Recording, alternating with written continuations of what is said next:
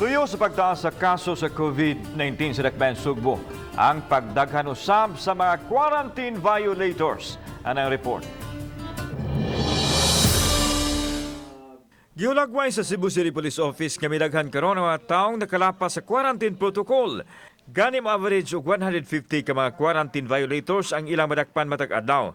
Sagad sa kalapasan sa curfew o kapakyas pagsulob og face mask. Busa, sub-sub ang pagpahigayon sa kapulisan sa ilang uplan bulabog. Kinahanglan nga mobalik na sad ta sa ato ang sub-sub yun. Before moabot man ta sa una pagsugod, maabot ta lang tawag tag 60. Samtang gibutyag ni Kunsehal Dave Tumulak nga puno-puno na mga COVID beds sa mga tambalanan sa Dakbayan sa Sugbo.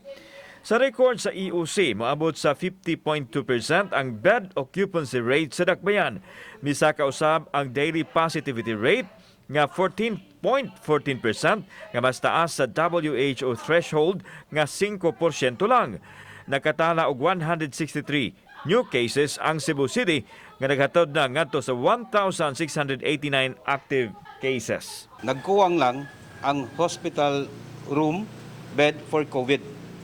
ICU for COVID. Kuwang. Muna nga ang uban nga mga tawron nga gusto magpa-admit, ang uban naabot na ganig Lapu-Lapu, no? Para ma-cater in town sila. Kauban si Cleofer Lumayag, ako si Alan Domingo. Balitang Bisdak.